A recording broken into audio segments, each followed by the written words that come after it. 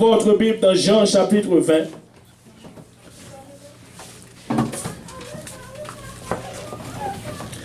Vous pouvez nous demander vraiment des fois pourquoi est-ce que nous adorons le dimanche. Est-ce que dans votre Bible c'est écrit le premier jour de la semaine? Si c'est écrit le premier jour de la semaine, c'est-à-dire, et c'est pourquoi nous adorons le dimanche. C'est-à-dire, nous ne sommes pas en train d'adorer le jour, mais nous sommes en train de célébrer la résurrection de notre Seigneur Jésus-Christ chaque dimanche. Amen. Alléluia, parce que c'est le premier jour de la semaine. Gloire au nom de Jésus-Christ. Alléluia. Si vous le trouvez, dites Amen. Amen. Alléluia. Le premier jour de la semaine, Marie de Magdala se rendit au sépulcre dans le matin, comme il faisait encore obscur. Et elle vit que la pierre était haute du sépulcre. Elle courut vers Simon-Pierre et vers l'autre disciple que Jésus aimait et leur dit: ils ont enlevé le sépulcre, le Seigneur, et nous ne savons pas où ils l'ont mis. Pierre et l'autre disciple sortirent et allèrent au sépulcre. Ils couraient tous deux ensemble. Mais l'autre disciple courit plus vite que Pierre et arriva le premier au sépulcre. S'étant baissé, il vit les bandes qui étaient à terre. Cependant, il n'entra. Simon-Pierre, qui le suivait, arriva et entra dans le sépulcre et vit les bandes qui étaient à terre et les lignes qu'on avait mis sur la tête de Jésus, non pas avec les bandes, mais pliées dans un lieu à part. Savez-vous quoi? Ce n'était pas quelque chose que notre Seigneur Jésus-Christ, le moment qu'il devrait ressusciter. Regardez, il est ressuscité, non seulement ça, il a pris toutes ces choses et il est plié. C'est Dieu de l'ordre. Il est ressuscité avec le... Tout, il courir, laisser, c'est tout. Non, il a pris son temps pour montrer que ce n'est pas quelque chose qu'il a fait en courant ou pour. Il a pris son temps, il a plié toutes ces choses, il est placé juste à côté. C'est notre Seigneur, il est vivant. Vous pouvez vous asseoir. Ah, j'aime cela, ce qu'il a fait. C'est-à-dire, ce n'est pas un Dieu que... la Bible dit, nous avons des promesses par rapport à cela, ou des prophéties sur la mort de Jésus-Christ. Il a parlé, il a dit que, alléluia, il va détruire le temple, il va rebâtir le temple en 3 jours. Et que ce qui signifie, nous, comme la Bible nous considère, nous sommes le temple de Dieu. Il a détruit le temple, il a reconstruit le temple en 3 jours. Waouh! C'est puissant, cela. Maintenant, le premier jour de la semaine, il dit, c'était dimanche matin comme aujourd'hui. Amen. Et le Seigneur Jésus-Christ, il est ressuscité. Mais pourquoi alors? Ce n'était pas le sabbat. Parce que, imagine, Jésus-Christ, il a fait une chose. C'est parce qu'il était venu pour accomplir la loi. Et pour les gens vont discuter, dire, ben, vous voyez que Jésus-Christ n'est pas ressuscité le samedi, c'est parce... Non, c'est parce qu'il était venu juste pour accomplir la loi que les hommes ne pouvaient pas accomplir. Alléluia. Maintenant, qu'est-ce qui s'est passé? Avec ce qui s'est arrivé d'abord le jour où notre Seigneur Jésus-Christ est ressuscité. Quelqu'un courit après. Et maintenant, j'aime bien, savez-vous quoi? Des fois, nous allons mépriser les femmes au ministère. Si vous regardez d'abord dans la Bible, vous allez voir la première nouvelle a été portée par les femmes.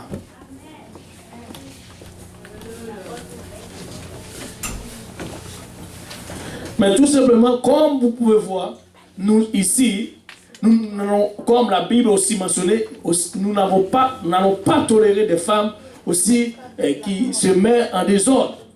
Parce que remarquez, Jésus-Christ, il a plié tous ces trucs, c'est-à-dire pour montrer qu'il ne veut pas laisser le sépulcre en désordre. Et quand on le voit, il gagne un peu. Non. Il a tout plié. Alléluia. Écoutez, notre Dieu, c'est un Dieu de l'ordre. Il sait comment faire les choses. Alléluia. Et c'est puissant tout simplement. Aujourd'hui, et c'est pourquoi notre prédication repose sur la croix. C'est-à-dire, nous n'allons pas prêcher d'autre chose que Jésus-Christ et Jésus-Christ crucifié. Et pourquoi est-ce que Jésus-Christ est crucifié? Pourquoi même est-ce que Jésus-Christ est mort? Est-ce que c'est parce qu'il a fait de mauvaises choses? Non. Il est mort juste pour nos péchés. Et regardez ce que la Bible dit. Alléluia. Dans Romains chapitre 5.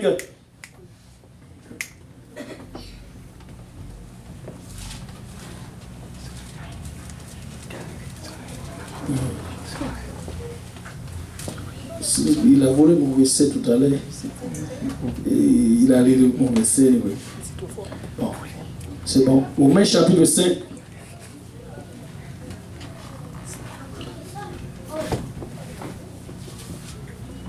Regardez ce que la Bible dit. Étant donc justifiés par la foi, nous avons la paix avec Dieu par notre Seigneur Jésus-Christ, à qui nous devons d'avoir eu par la foi accès à cette grâce. C'est-à-dire, aujourd'hui, les gens vont parler de la grâce, mais l'accès que nous avons par la grâce, c'est par Jésus-Christ que nous avons l'accès de la grâce. Maintenant, dans laquelle nous demeurons fermes. Et regarde, tu vas demeurer ferme dans la grâce. Alléluia. Alléluia. Et dans laquelle nous demeurons fermes. Et la Bible dit, et nous glorifions dans l'espérance de la gloire de Dieu, bien plus, nous nous glorifions même dans l'affliction, sachant que l'affliction produit la persévérance, et la persévérance produit victoire dans la preuve, et cette victoire, l'espérance. Or, l'espérance ne trompe point, parce que l'amour de Dieu est répandu dans nos cœurs par le Saint-Esprit. Est-ce que quelqu'un a l'amour de Dieu ici? C'est répandu dans nos cœurs par le Saint-Esprit qui nous a été donné. Car lorsque nous étions encore sans force, Christ, au temps marqué, est mort pour des impies. Christ n'était pas mort pour quelqu'un qui est propre, quelqu'un qui était normal. Il est mort pour quelqu'un qui était impie. Et c'est pourquoi les pharisiens regardent Jésus qu'il était à table, manger avec les pécheurs, les gens de mauvaise vie. Ils ont même critiqué Jésus-Christ par rapport à cela. Et la mort de Jésus-Christ. Parce que la Bible nous dit que Jésus-Christ est venu chercher ceux qui étaient perdus. À peine mourant, à peine mourrait-on pour un juste, quelqu'un peut être mort pour un homme de bien. C'est-à-dire, si tu es déjà de bien, pas la peine Jésus-Christ n'est pas mort pour toi. Mais, regarde, Dieu prouve son amour, et c'est là que nous voulons y arriver, envers nous, en ce que, lorsque nous étions encore des bons, des mauvais, des pécheurs, Christ est mort pour nous. C'est-à-dire, nous sommes tous des pécheurs. Et nous allons voir vraiment comment est-ce que nous pouvons obtenir la grâce, puisque nous sommes tous des pécheurs. Mais la Bible dit que nous sommes tous des pécheurs. Mais qu'est-ce qui va se passer à un pécheur? C'est là, on veut parler de la prédication de la croix. On dit que ça change encore une fois. Alors que je me suis ici. La Bible dit que le salaire du péché, c'est la mort. Alors, si nous sommes tous... Okay. Bon, donne-nous les passages, on va juste les lire. Des fois, mais je vais juste partir dans l'esprit. Romains chapitre 3, 23.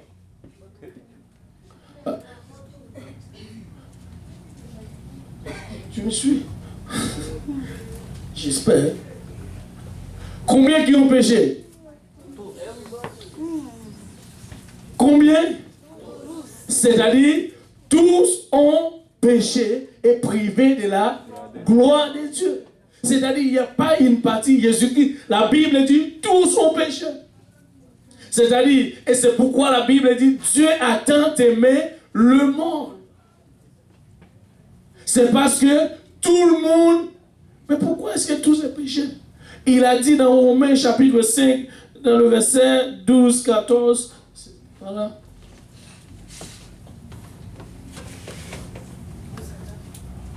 Oui.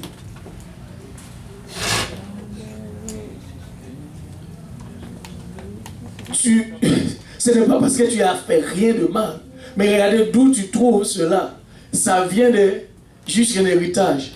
Quelqu'un a péché et toi tu deviens pécheur. Et c'est ce que la Bible dit. C'est pourquoi, comme par un seul homme, le péché est entré où? Par combien? Un seul homme. C'est-à-dire, à cause de cela, regardez ce que la Bible dit. Et qu'ainsi la mort s'est étendue sur combien d'hommes? Waouh! J'aime ça. À cause du péché d'un seul homme, maintenant la mort est étendue sur tout homme. Parce que la Bible dit, tous ont péché et sont privés de la gloire de Dieu. Mais maintenant, c'est quoi le salaire du péché? Romains 6, 23, la Bible dit, nous avons un salaire, puisque nous sommes tous péchés, nous n'avons pas fini cela. Attends un peu, attends, on va finir. Alléluia. Tous ont péché, et qu'ainsi la mort s'est étendue sur tous les hommes, parce que tous ont péché à cause juste d'Adam. Car jusqu'à la loi, le péché était dans le monde. Or, le péché n'est pas imputé quand il y a point de loi. Cependant, la mort a régné depuis Adam jusqu'à Moïse. La mort... Savez-vous pourquoi je dis cela? Et quand on arrive à Jésus, il a dit, tu as la vie. Et ici, le péché ou la mort, c'est depuis Moïse.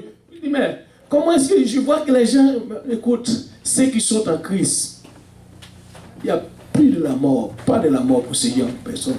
Et c'est bien dit ceux qui sont en Christ. Dans Jean chapitre 1, je vais voir, jusque pour parallèle, le verset, depuis Adam jusqu'à Moïse, la mort. Et regardez, encore ça dit, même sur ceux qui n'avaient pas péché, par une transgression semblable à celle d'Adam, lequel est la figure de celui qui devait venir.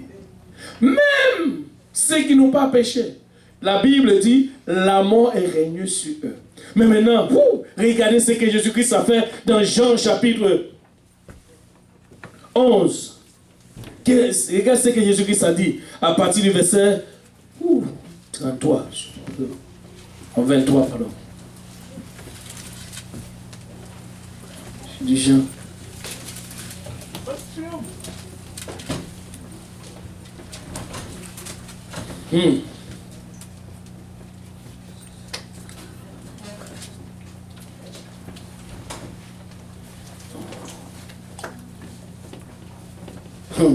À partir du verset 33, la Bible dit, Jésus-Christ lui dit, ton frère ressuscitera.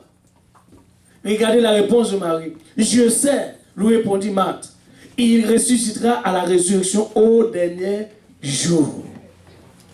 Ça, c'est Jésus-Christ parle pour maintenant et elle parle pour le futur. Oh! Alléluia. Alléluia. Jésus-Christ dit maintenant, ton frère ressuscitera. Je sais, mais au dernier jour. Maintenant, regardez qu'est-ce qui va se passer encore. Jésus-Christ lui dit, je suis. Oh, j'aime bien le je suis. Je suis. Et c'est je suis dès le commencement avec Moïse. Il est toujours question de je suis. Je suis. Il a dit, je suis la résurrection et la vie. Celui qui croit en moi vivra quand même, il sera mort. Alors qu'à Adam, il y a la mort, mais en Christ, il y a la vie. Oh, alléluia. Et c'est pourquoi nous sommes ici. Écoutez, je ne suis pas là pour dire que oui, il y a de la mort mortelle, mais avec Jésus, il n'y a pas de la mort pour les chrétiens. Si quelqu'un, c'est corps, parti, gloire à Dieu. Mais comme des fois c'est difficile de voir les gens louer au lieu de... Mais ils vont quand même pleurer. Bon, ça fait triste quand même, comme en chair. Donc c'est pareil en chair. Mais la Bible dit, alléluia, en Jésus-Christ, c'est la vie. Et c'est la résurrection. Et pourquoi la Bible dit c'est la résurrection? Alléluia. Et celui qui croit en moi vivra quand même, il sera mort. Et la Bible dit,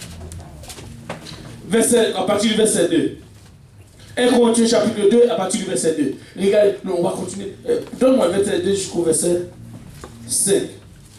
Ah, et regardez, nous n'allons pas prêcher d'autres choses. Et notre prédication ne repose pas sur d'autres choses que la croix, que Jésus. Et c'est pourquoi nous prêchons Jésus. Pas d'autre. Et c'est lui qui était mort, et c'est lui qui est vivant, et c'est lui qui était le premier. Alléluia. Maintenant, il est le dernier en même temps. C'est pourquoi nous n'allons pas prêcher d'autres choses que Jésus. Vous allez dire, oh, c'est Jésus seulement. Oui, Jésus, il vient de dire que je suis le premier et le dernier. Alors, qui d'autre que je dois prêcher? Ah, si ce n'est Jésus.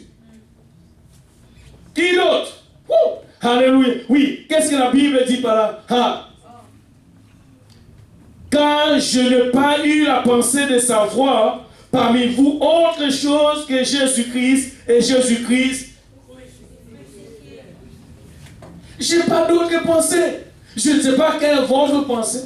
Mais moi, je n'ai pas d'autre pensée. C'est une chose que je sais. Notre Seigneur Jésus-Christ, il a été crucifié. Mais maintenant, au verset 3. Moi-même, j'étais auprès de vous dans un état de faiblesse, de crainte et de grand tremblement. Parce que lorsque tu ne connais pas notre Seigneur Jésus-Christ, ou tout ce qui s'est passé à la croix, tu vas rester dans alléluia, tremblement. Mais maintenant, regardez. Et ma parole et ma prédication ne reposaient pas sur les discours persuasifs. Écoutez, nous ne sommes pas des philosophes ici, je vous dis. Mais, nous allons prêcher Jésus. Parce que nous savons qu'en Jésus seul, tu peux trouver la vie. Parce que la Bible dit, dans Actes chapitre 4, verset 12, il y a le salut en aucun autre nom. Et c'est pourquoi nous prêchons Jésus. Ah, c'est ça. Je suis. Alléluia. Écoutez, regardez, et c'est Jésus que nous prêchons. Nous ne voulons pas que notre... À quoi sert de venir ici de parler de toute la philosophie? Et puis, pensez-vous que vous allez saisir quelque chose ici? Rien. Mais, si nous prêchons Jésus, si nous vous prêchons Jésus, vous allez sortir ici avec quelque chose. Parce que Jésus-Christ, il est la vie. Amen. Et regardez, il y a de salut en aucun autre nom. Car il y a sous le ciel aucun autre nom qui ait été donné parmi les hommes, par lesquels que nous. Et c'est pourquoi nous prêchons Jésus. Si tu veux le salut, viens en Jésus. Tu veux la vie, viens en Jésus. Il a dit alléluia. Et tout ce dont que nous avons besoin est en Jésus. Parce que la Bible dit, j'ai puis tout par celui qui... On ne peut pas courir encore. On va rester ici encore là.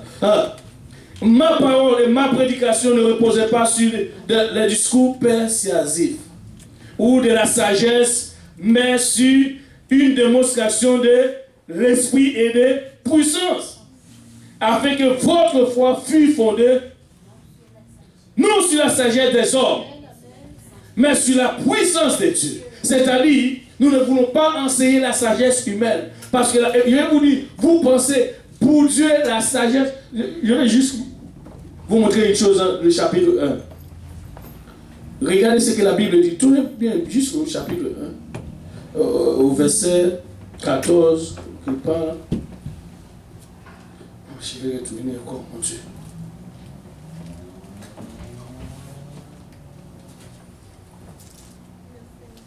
Au verset, tu vois le verset 20. Non, Colossiens 2, pardon.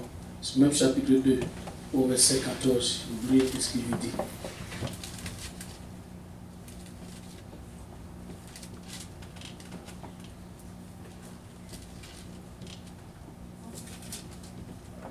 Ok, au verset 13, pardon.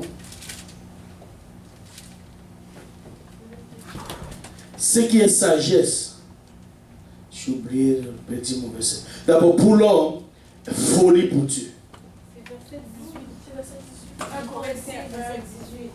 Ok, c'est bien, c'est ça, vous perdu mon aide. Ce qui est sagesse pour l'homme est folie pour Dieu. Regarde ce que la Bible dit.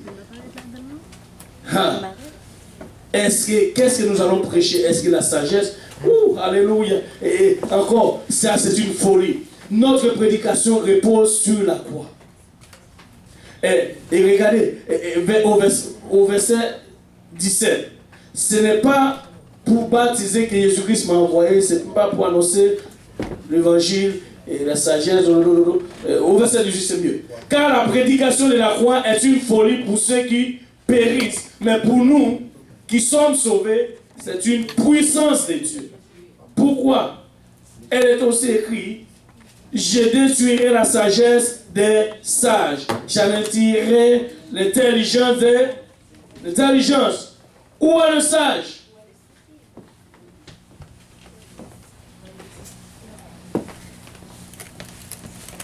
Où est le sage? Où est le scribe? Où est le disputeur, par exemple? Ceux qui cherchent à disputer toujours les choses de ce ciel.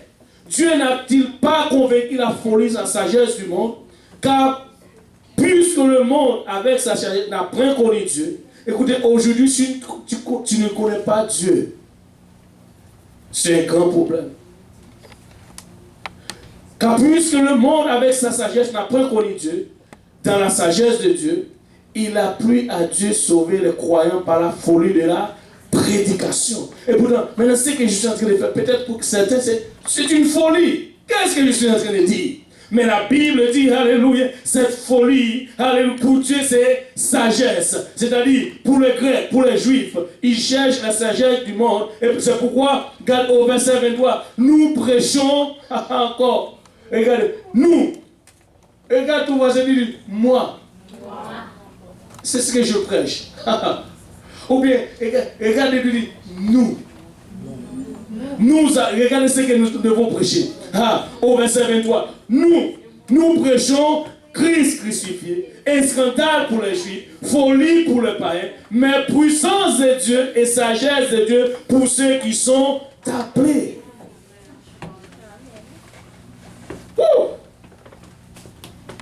Folie pour les autres, mais pour nous, c'est correct. Et c'est pourquoi notre prédication ne repose pas sur des discours des hommes. Ou, alléluia, parle bien français. Ou, chercher des mots ou partir à la France pour une collection de mots. Alléluia. Mais la seule chose qui compte, nous prêchons seulement, alléluia, la mort, l'enterrement et la résurrection de Jésus. Et c'est là notre évangile. Et écoutez, il n'y a pas un autre évangile qui s'est ici. Quand Jésus-Christ a ressuscité, ou bien le premier jour, même l'évangile a prêché dans Actes chapitre 2.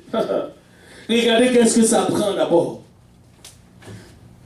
Pierre parle de ce même message. Nous n'allons pas changer le message, il vous dit. Alléluia. Dans le verset 36 d'abord. Actes chapitre 2.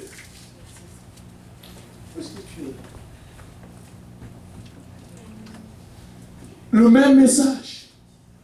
Pierre dit que toute la maison d'Israël sache donc avec certitude que Dieu a fait Seigneur et Christ, ce Jésus que vous avez crucifié. Lorsqu'ils ont entendu ce message, il n'y avait pas d'autres questions qui étaient venues en tête. Mais regardez, si votre est touché aujourd'hui par ce même message, regardez le verset qui suit. Après avoir entendu ce discours ou le message, ils eurent le cœur vivement touché et dit à Pierre et aux autres apôtres, que ferons-nous? Regarde la réponse de Pierre. Qu'est-ce que Pierre a dit? Pierre n'a pas dit, ouh.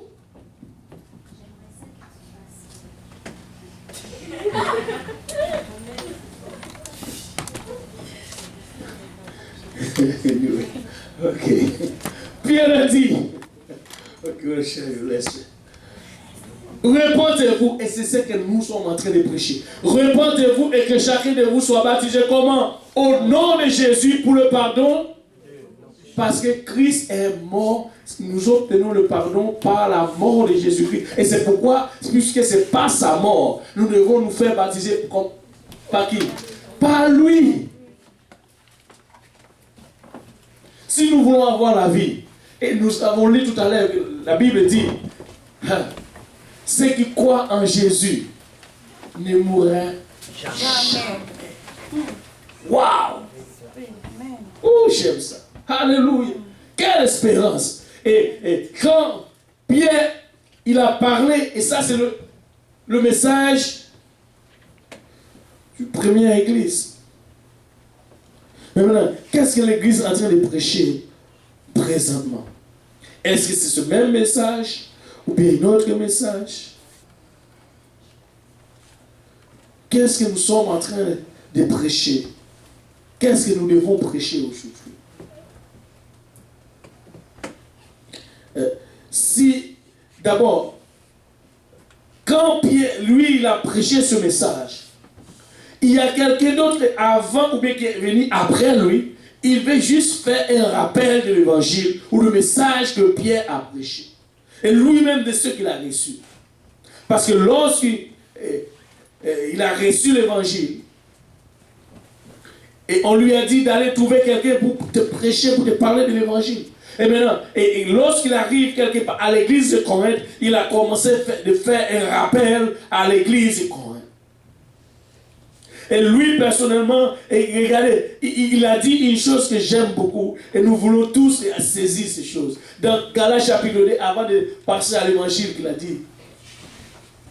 Galates chapitre 2, verset 20. Regarde ce qu'il a dit.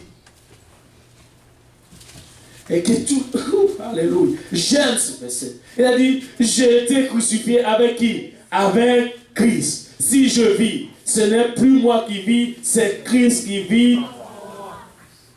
C'est-à-dire, nous devons nous faire crucifier avec Christ. Mais comment nous allons crucifier avec Christ? Je vais vous dire, je vais vous montrer comment, alléluia. Dans Romains chapitre 6, maintenant, on va courir avant de revenir. Alléluia. Romains chapitre 6, verset 3, 4.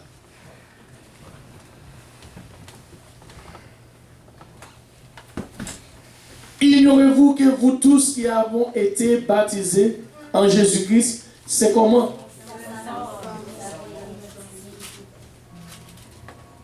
C'est-à-dire, nous devons nous faire baptiser en qui? En Jésus, et comme quoi nous baptisons en sa mort.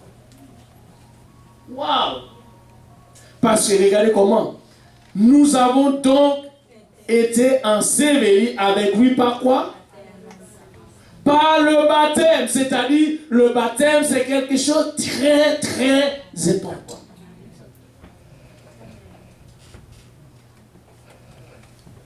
Tu ne peux pas être à Jésus sans porter son nom.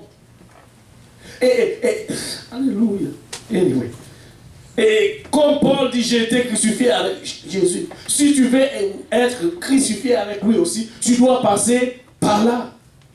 Et comment passer par là? Regardez, cela arrive pas par accident, mais par l'évangile. Dans 1 Corinthiens chapitre 15, maintenant, on arrive, alléluia, à l'évangile pour faire voir comment toutes ces choses, alléluia. Je vous rappelle, frère, c'est-à-dire, il n'y a pas d'autre chose. Je vous rappelle, frère, l'évangile que je vous ai annoncé et que vous avez reçu, dans lequel vous avez persévéré et par lequel vous êtes sauvés. Écoutez, regardez comment ça commence. L'évangile, au rappel, frère, vous pouvez recevoir l'évangile et puis ne restez pas assis. Persévérez et par lesquels vous êtes sauvés. Mais il y a une autre... J'aime ça. Si, que tout le monde dit si. J'aime le si, là où ça place. Si. Parce que le problème, c'est parce qu'il y a tellement d'autres évangiles. On ne sait pas, vraiment les gens, ils sont bouillés tout simplement. Ils ne savent pas en croire. croire. Ah, regardez. Et j'aime le si ici. Si. Il a dit bien, vous, même si vous persévérez, même si vous pensez que vous êtes sauvés, mais il y a un si. Si vous le retenez tel que je vous l'ai annoncé. C'est-à-dire, s'il y a si, autrement, vous auriez cru en vain. J'aime ça encore, croire. Combien qui croient ici? Tout le monde qui croit peut lever les mains. Vous êtes tous croient ici? Mais faites attention de la façon que vous croyez. Parce que la Bible dit ici, autrement, vous aurez cru. Vous pouvez croire et croire.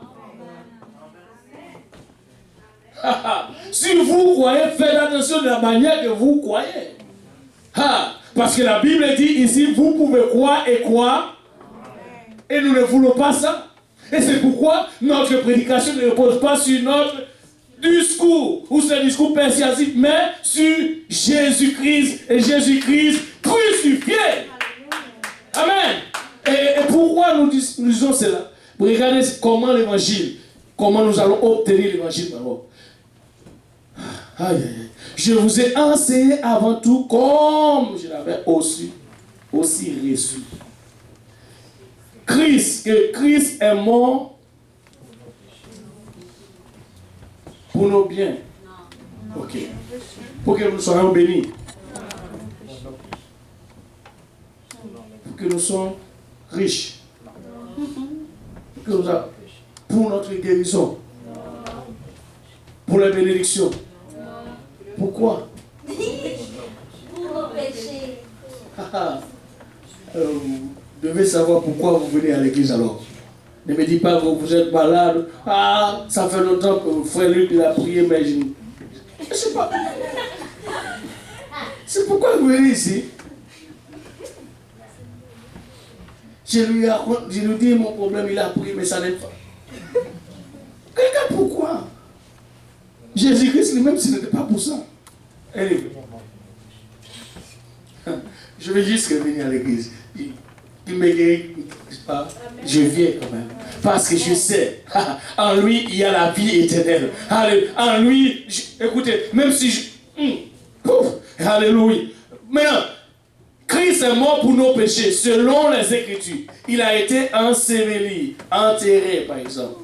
Et il est ressuscité au 3e jour, selon les Écritures. Et c'est ça l'évangile. Ce n'est pas un autre évangile. Et c'est l'évangile ici, regardez, c'est 3 étapes. Mais comment cela va en fonction pour fonctionner dans notre vie? C'est 3 étapes. Et la Bible dit, regardez ce que Pierre a dit. Souvenez-vous ce que Pierre dit? Repentez-vous. C'est-à-dire, tu viens ici, il n'y a pas tellement qu'un hôtel, il n'y a pas de place, et tu viens ici, tu te répands devant lui. Alléluia. Et là, quand tu te répands, c'est là, ça stupifié ou maintenant tu t'identifies à sa mort. C'est-à-dire, lui, il est mort pour toi. Et toi, tu vas repentir. Amen. Et après cela, la Bible dit, il ne restait pas. Est-ce que... Bon, on a dit d'abord c'est la bonne nouvelle, ou l'évangile. Quelle bonne nouvelle? Alors, est-ce que la mort c'est une bonne nouvelle? Non. La mort est une bonne nouvelle? Quand on a dit quelqu'un est mort, qu'est-ce qui arrive? Oh non! C'est-à-dire, c'est triste. Mais pour Jésus, c'est une bonne nouvelle. C'est triste. Mais, en même temps, on nous a dit qu'il était enseveli. Là encore, ce n'est pas une bonne nouvelle. Parce que si quelqu'un est mort, tu ne vas pas le garder à la maison. De toute façon, tu dois trouver un endroit pour l'enterrer. Ça aussi, ce n'est pas une bonne nouvelle. Mais, il y a quelque chose de bon, c'est qu'il est mort, il est enseveli, et il est ressuscité. Et c'est ça la bonne nouvelle. Et c'est cette façon que nous allons obtenir aussi l'évangile. Mais comment? Alléluia. Et nous allons ensevelir avec lui. Parce que la Bible dit, par les eaux.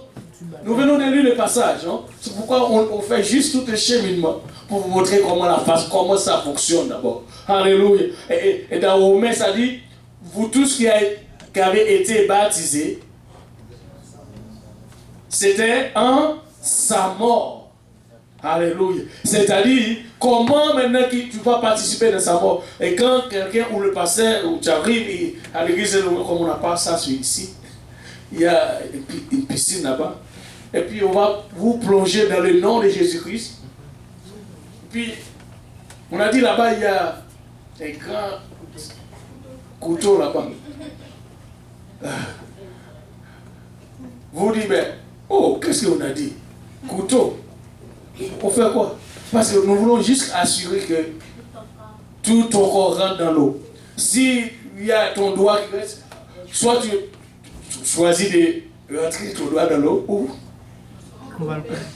Non, c'est une blague, c'est une blague. Alléluia, on n'a pas ça. C'est une blague. Voilà, ça veut dire que tu ne vas pas enterrer quelqu'un avec son doigt. Tout le corps doit rentrer.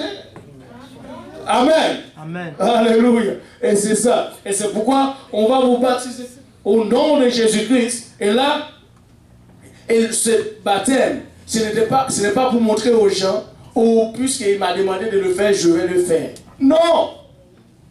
Regarde pourquoi. C'est pour le pardon de vos péchés. Et après cela, alléluia. Et même avant, ça peut arriver. Tu arrives, lève tes mains. Alléluia.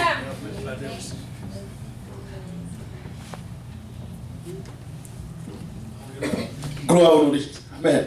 Et là, et après cela, tu vas élever tes mains, commencer à adorer le Seigneur. Alléluia. Et il va déverser sur toi son esprit. Et là, l'esprit qui était mort va ressusciter. Et ce même esprit, la Bible dit ceci. Tu peux regarder que la Bible dit, alléluia, dans Romains chapitre 8, il dit, regardez, le même esprit, on va revenir encore, Romains chapitre 8,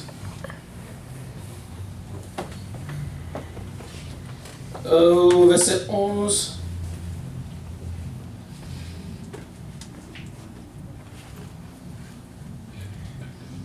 J'en ai donné déjà.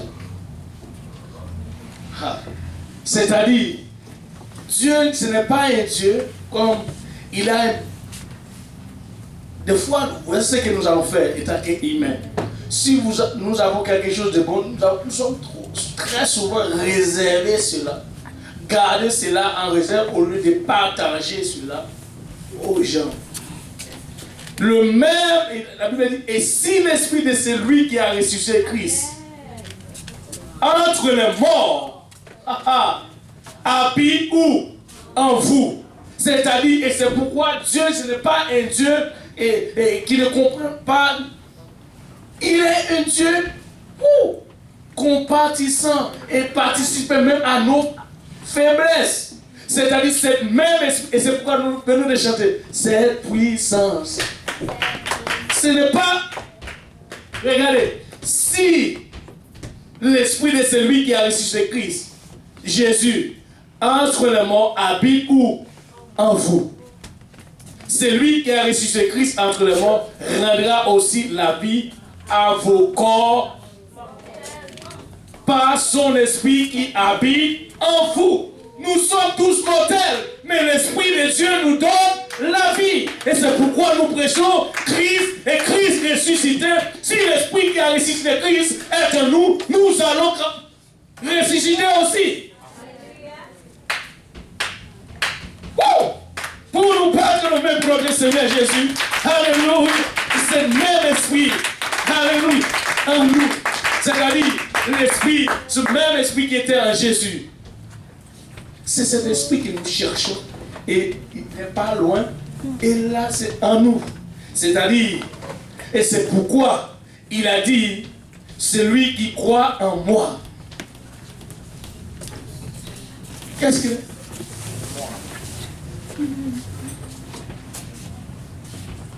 Ne mourra jamais. Pourquoi? Parce qu'il a dit, je suis le premier et le dernier. C'est lui qui était mort. Maintenant, je suis au siècle des siècles. Et j'ai les clés. Si ce même esprit habite en moi, c'est-à-dire, j'ai aussi... Alléluia, pour nous battre nos mains encore pour notre Seigneur, j'ai aussi les clés parce que je suis en Christ. Si Christ est ressuscité, je vais ressusciter le jour. Et c'est pourquoi nous prêchons Christ ressuscité. Aujourd'hui, si vous voulez être ressuscité avec Christ, vous devez porter son nom. Vous devez vraiment accepter cette parole. Et la Bible dit que lorsque tu crois, tu dois te repentir. Et c'est pourquoi quand on prêche l'évangile, alléluia, peut-être ce n'est pas de votre condamnation, parce que la Bible dit, nous sommes tous pécheurs. Et qu'est-ce qui nous mérite? La mort. Mais Jésus-Christ, dans Romains chapitre 6, verset 23, et nous avons la vie éternelle, pas en dehors de Jésus, mais en Jésus. En Jésus. Aujourd'hui, si vous n'êtes pas encore recevoir le Saint-Esprit ou baptisé au nom de Jésus-Christ, c'est le jour. Savez-vous quoi? Si vous ne portez pas son nom, ça c'est un problème pour vous. Je vais vous dire pourquoi. Est-ce que tu veux être... Qui veut faire partie du peuple de Dieu? Ok, je vais juste prendre un dernier verset. Voici comment vous allez faire partie du peuple de Dieu. Actes chapitre 14, verset 15. Et donc nous ce passage, nous allons juste terminer avec ce verset. Nous allons voir.